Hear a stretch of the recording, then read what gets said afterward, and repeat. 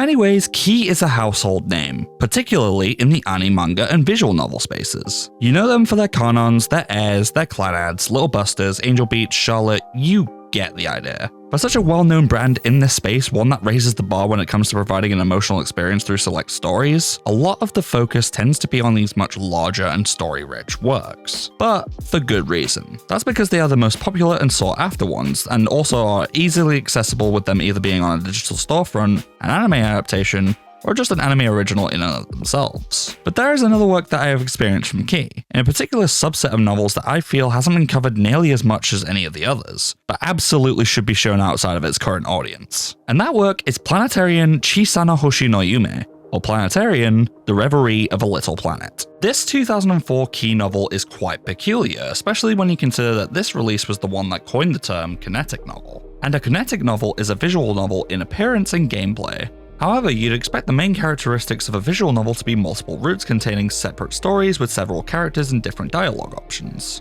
In contrast though, a kinetic novel is one self-contained story. It's more or less an interactive movie or graphic novel. Of course, there have been several other kinetic novels that were released before Planetarian, so Planetarian isn't the first of its kind in a general sense. However, it is the one that created the term kinetic novel to differentiate from other visual novels, and it's the first of Key's collection of kinetic novels that would only get bigger as the decades went on, with Harmonia, Lupas, Lunaria, Stella of the End, and the most recent one, Kosai Toshi, all following suit. As a result, the whole experience of Planetarian is no longer than 4 hours. However, there is still a lot of merit that you can give to Planetarian for having a story so small in terms of the visual novel sphere, but so grand in what it's here to achieve. I will get into what that means in a bit, but for right now, I need to provide some context first. As you can probably gather, Planetarian was released the same year as Key's most popular visual novel, Clannad. The amount of effort that went into that work and its emotional expansiveness, compared to the other prior works Kanon and Air, were the key to its success. It felt bigger, better, and the payoff was much grander than ever before. Obviously, Key works are branded under Nakige, otherwise known as Crying Games, and they had a knack for that formula. It was very much their forte. When Planetarian dropped in November of 2004, however, there was an immediate shift in tone, one that was almost unrecognizable from prior full-length visual novels that you were familiar with. While those stories wanted to focus on slice-of-life dramas with a slight air of supernatural happenings, the story of Planetarian is much darker, dystopian. A whole world that had lost sense of hope, all purpose, and looked like it had fought in senseless wars.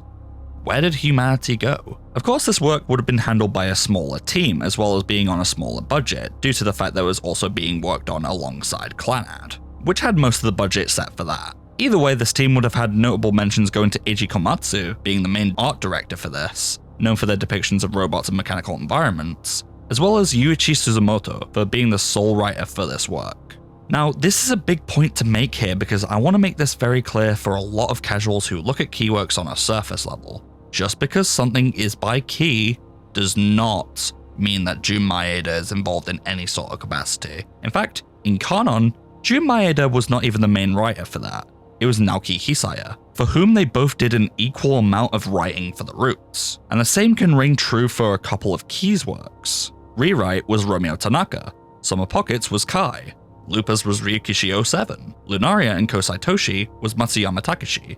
Now, I understand that Jun Maeda has been the major figurehead for Key, especially with the earlier works and the anime originals produced by PA Works. However, this does not mean he is directly involved in every single work's production, and I've seen way too many people credit Jun Maeda incorrectly for them. So I'm saying right now, Jun Maeda has no involvement in Planetarian's creation. It was a work solely written by Yuichi Suzumoto, responsible for the final version of Summaru in Air and Kotomizuru in Clannad. Knowing this information though, how well can a small team at Key portray a dystopian setting, given they had only written for slice-of-life dramas before this? Well, only one way to find out. Let's head into the world of Planetarian.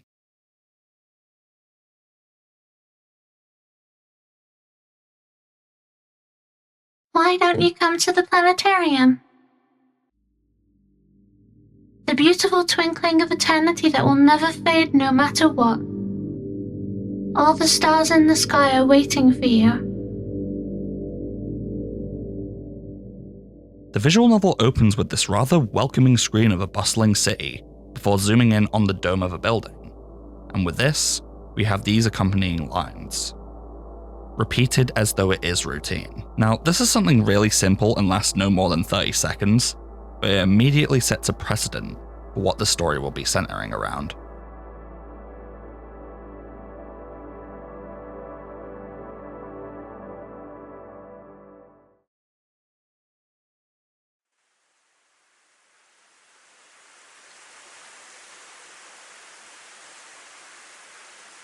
Not before 10,000 days pass, and we're left with the same building, now torrented by rain. And then you hear footsteps.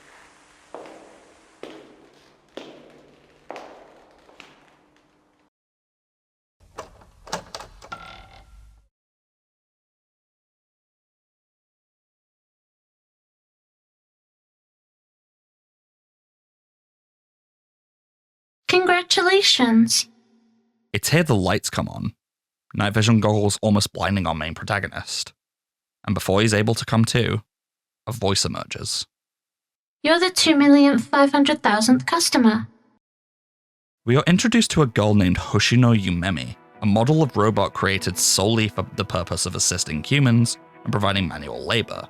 The role she has in this place is akin to a hostess, with the first interaction we get given to us being her congratulating us on being their special visitor, but then profusely apologizing and clarifying that we're not actually the special visitor that she speaks of. All in a pristine act of manners that you would only expect from someone working in customer service, but also with the sharp memory and routine that you would expect of an artificial intelligence. Something which the Junker, our main character, picks up on scrutinizing her appearance and taking her responses into account. Yes, I am a robot. My name is Hoshino Yumemi, and I am a member of the staff at this institution.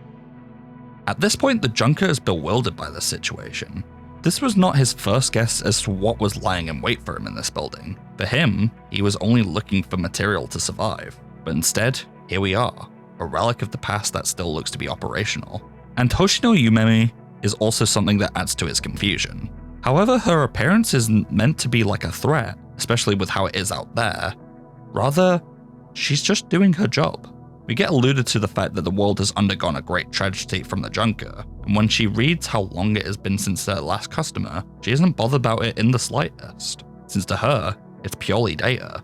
Yumemi is a robot through and through, which will become clear as the story unfolds.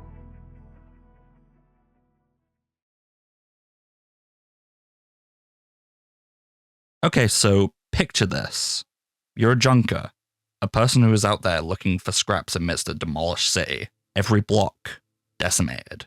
Every city street is drenched in rain. Every person vanished. The story automatically puts you in the scenario of loneliness, almost akin to a liminal space. What could have caused this? What warmonger went through with a plan to eradicate humanity and remove them from sight? This apocalypse doesn't feel like a single catastrophic moment. It feels like something that waged on, only to stop. And you'll get mentions of the rain, how constant it is, how dangerous it is. You avoid this rain to stay alive. Immediately, this work sets up to be in a dystopian setting and makes you feel the weight of what the Junker does, battling against machines tailored for war and trying to make a living out of what seems to be hell. He moves through this rain, through every derelict building unceremoniously, as a statement that he's on a mission and he's no nonsense. But this sarcophagus city is in complete juxtaposition to the place where he ends up.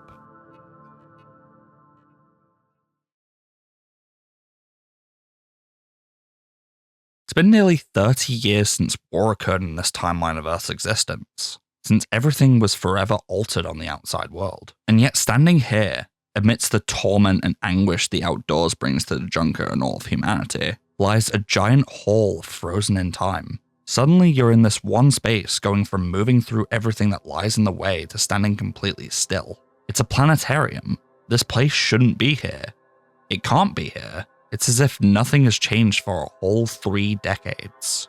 Obviously, with being bewildered by this, it feels as though the Junker and Yumemi aren't necessarily on the same wavelength. The Junker's survivalist mentality coupled with Yumemi's programming for hospitality are essentially like oil and water. They don't mix. While Yumemi is explaining to her the particular services that this building occupying the planetarium provides, the Junker looks for potential traps and emergency exits, always having a trigger finger ready if things go awry.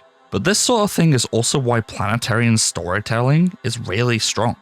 Due to its setting, it's the perfect space for dialogue. There are only two people speaking to one another, and while the methods for interaction, or lack thereof in the Junker's case, don't work so well, it ends up building to become mutual interaction. The Junker could absolutely leave the planetarium at any time, but he doesn't.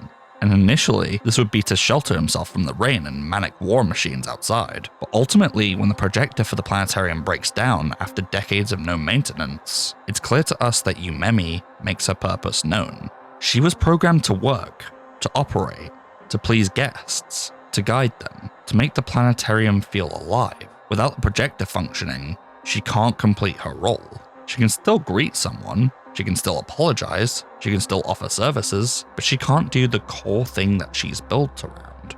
She can't show the stars. But lo and behold, sure enough, she has the Junker, someone who managed to stumble upon this time capsule, someone who scours the desecrated ruins for scraps and useful paraphernalia, someone who just so happens to be able to repair things.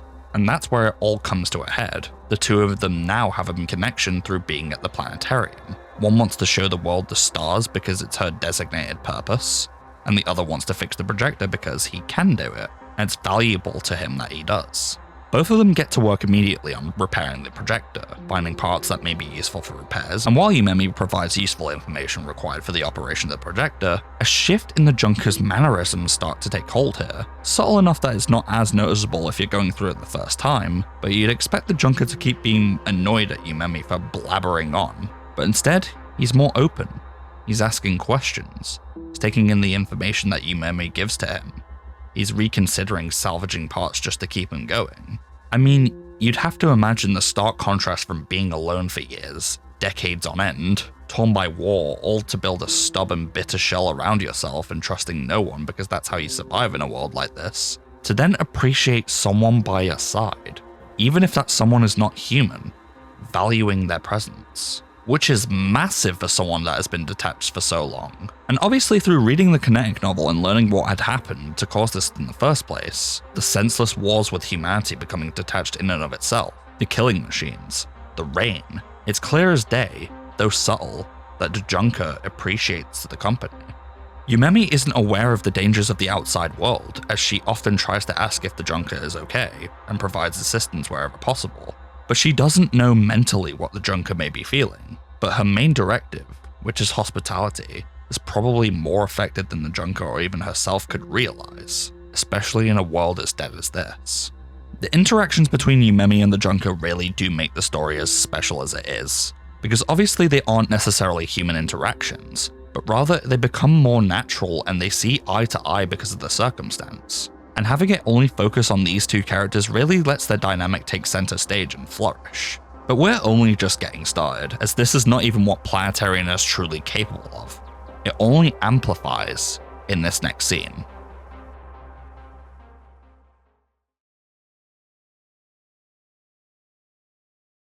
The scene in question is one of the presentation itself. The Junker and Yumemi manage to get everything functional to the best of their ability, and there's only one thing for Yumemi to do now: fulfill her purpose and put on the show. We now see this projection of the stars and their gentle glow across the planetarium's dome, and all ears are directed towards a now ever-present Hoshi no Yumemi. When the show starts, Yumemi springs to life. Her usual demeanor compared to this is like night and day. An automaton once suffering from a critical failure is now functioning. She's polite, formal, and composed. She is now in control. She directs the show like she knows the sea of stars inside and out, and expresses it towards a human audience like it's a thing of mystique and wonder. All the while, the Junker is silent, not in the usual way we know, but rather a silent awe. This robot in this place has been around for decades, not waiting, but rather had a duty that couldn't be fulfilled until he came along. And now that she's doing it, it's like clockwork, and he's just sat there observing.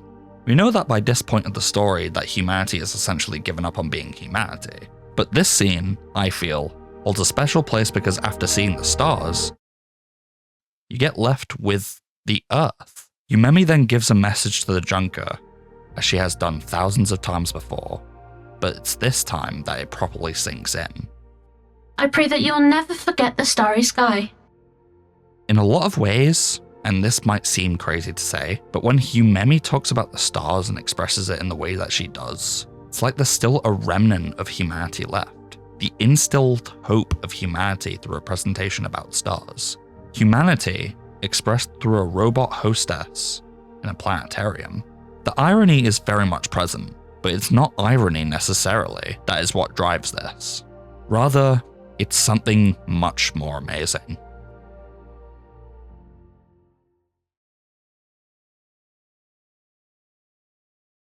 The presentation finishes, and everything returns to how it was before. For those minutes spent gazing at the stars, there's now a snap back to reality. The rain still pours.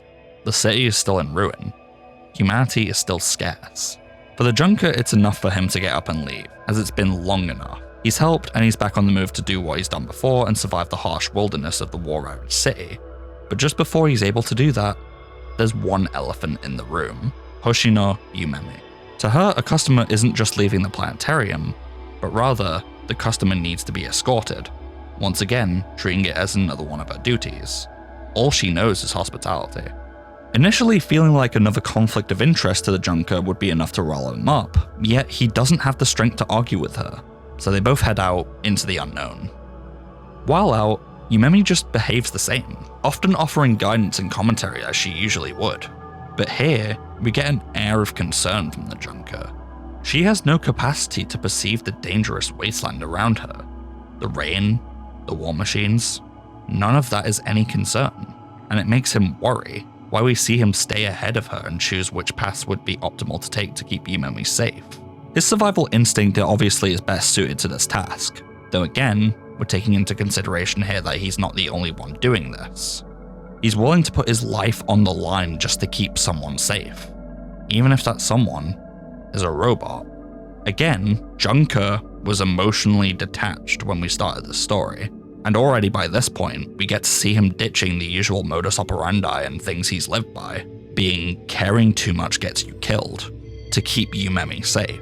Once again, the presentation scene echoes here, because it's clear as day that this has changed the Junker, and made him realize more than ever that Yumemi is worth protecting for a good that's much bigger than him. And given how cruel the world is, there will be consequences.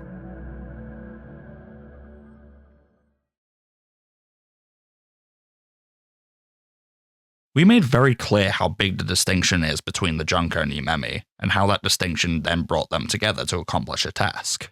While in the last setting it was much more of a cozy, calm environment compared to the hellscape that was outside. In this instance, Yumemi most definitely is out of her element. Things don't work the same outside like they do in the planetarium. Our hospitality programming isn't well equipped for a war zone, whereas the Junker has done this many times before. It also doesn't help that Yumemi has only ever knew the planetarium and not the outside world, and nearly 30 years separates society then from the lack thereof now. She doesn't perceive this as threatening. She feels as though she's in no danger, and then consequences.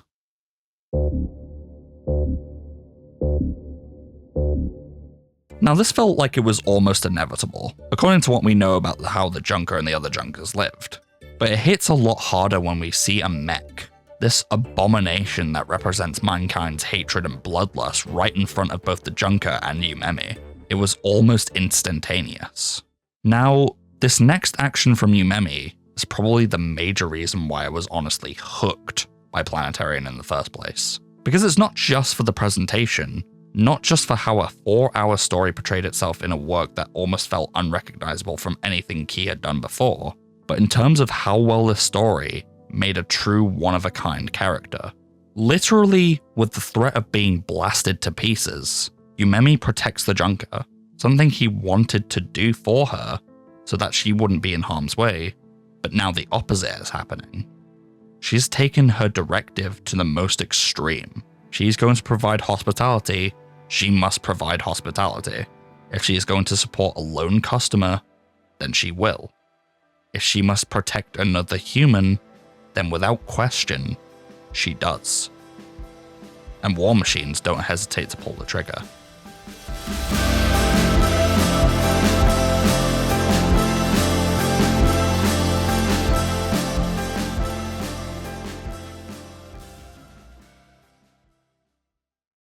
The aftermath is silent, and you just see Yumemi there, lying on the ground. Even after being reduced to just a torso and a head, Yumemi still keeps the same unending politeness, the same rules that she always abided by in her coding, even when the Junker had told her to stay behind. She had a promise that superseded his direct order. I cannot knowingly allow any human being to come to injury or harm. Because even after all of this, she's grateful that the Junker came to the Planetarium, that someone in the last 3 decades gave her purpose, and now it has been fulfilled with a human now bearing the knowledge of the stars and the true meaning for humanity. Yumemi then mentions heaven, and that it wouldn't be fair if humans and robots didn't share a heaven, and most upsetting of all, that she mentions that she can't cry. But we know why that is, though as she explains it, she is a bargain model, and doesn't have that function. Although if she were able to, she would be crying right now. And even after that is said, the rain pours into her eyes, giving her the appearance that she is actually crying.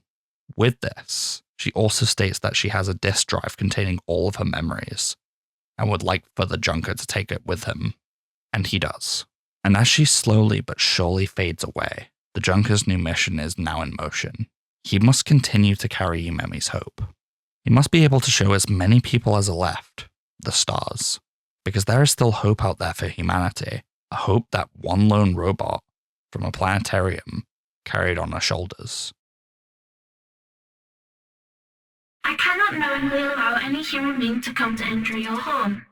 I wanted to circle back to this quote because there is something I wanted to say about this. In science fiction, there is a topic known as robo-ethics, which was made to tackle the concern or threats that robots would have on humanity if the proper ethics system were not put in place. A specific set of rules that came from a science fiction short story called Runaround in 1942 by author Isaac Asimov, in which the rules state the following. 1. A robot may not injure a human being or through inaction, allow a human being to come to harm. 2. A robot must obey the orders given to it by human beings, except for where such orders would conflict with the first law. 3. A robot must protect its own existence as long as such protection does not conflict with the first or second law. Being from 1942, and since we've made major technological advancements since then, these rules feel very bare bones. But for our sake, it's probably 3 of the most important rules to follow when taking on the problem of artificial intelligence. So, what does this have to do with Planetarian or Yumemi? Well, everything. We've observed Yumemi's behavior, how she treats the Junker, how she articulates sentences, how she takes her roles and responsibilities seriously, and to a rule, how she was able to fulfill her role, how she presented everything, how she still assisted the Junker even outside the confines of the Planetarium, and even to the point where these very laws superseded human directive. When I said Yumemi was a robot through and through, I meant it. Okay, so then if Yumemi is a robot, even following it down to the very laws that constructed her existence, then how on war-torn Earth does Yumemi feel human?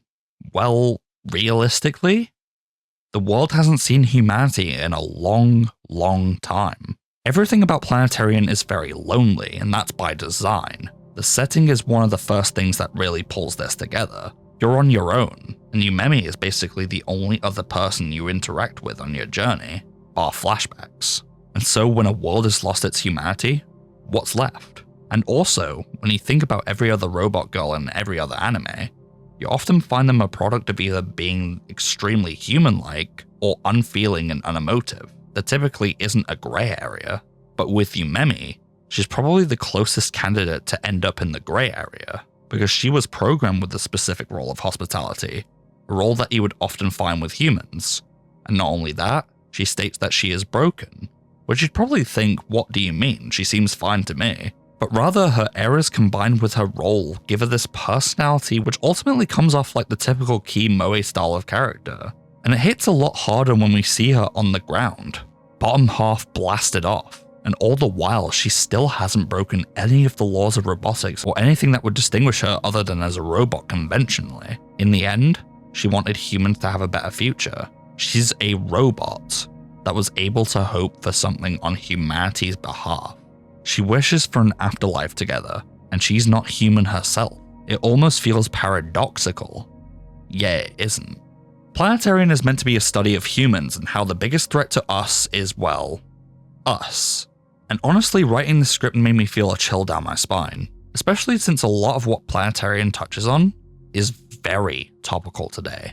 A world where senseless wars wage on, where the threat of AI becomes more of a big talking point than ever before. But for as much as humanity has been responsible for some of the worst things ever known, it should also be remembered for the amazing accomplishments that humanity has ever been a part of. While the number of things is dwindling, it's always going to be a non-zero chance that someone will see the good of things, and honestly, that's all that humans need to survive. They need to see the hope and the dreams that humans strive for, that Yumemi strive for. The story of Hoshino Yumemi can live within all of us. So with all that, what can I say for Planetarian? Yeah, it's bleak, yeah, it's sad, yeah, it's a keywork, so you kind of come to expect that. However, as mentioned, it's a study of humanity. Not the cynical kind, but one of hope. But the thing is, it's telling us this from the one thing that is the least human of us all. And yet, she feels more human than any other human described in this series. Senseless wars, acid rain, automata coded to kill, no sign of life anywhere, and where there is life, the only humans left are on guard and trusting no one, all out for themselves, survival of the fittest. But then, we meet Yumemi, a lone, broken hospitality unit that has one sole job, Planetarium hostess. One that assists humans to a fault, and yet, when she's been destroyed by humanity's most manic weaponry, she's still hopeful that humanity can see the good in everything. She wants everybody to see the stars that are theirs, a walking archive of the good of humanity that a lone junker now bears, on his way to pass on the prayers that a robot girl in a planetarium had for every human.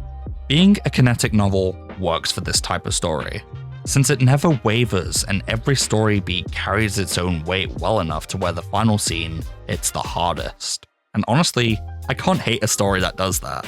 And yeah, this was one of the first visual novel experiences I've really had, and ever since getting into Key, it's been one of the experiences I often reflect on as being one of the best they've done, behind Clannad and Little Busters. And sure, 4 hours may not seem like much, but it's more than enough to convey the story in the way that it does. Planetarian is a story of hope, dreams, and the wish that one day, humanity will be saved. So carry on with Yumemi's wish, and reflect on this story. It might just be the sole reason life goes on. Just once in a while, remember the starry sky. It's yours.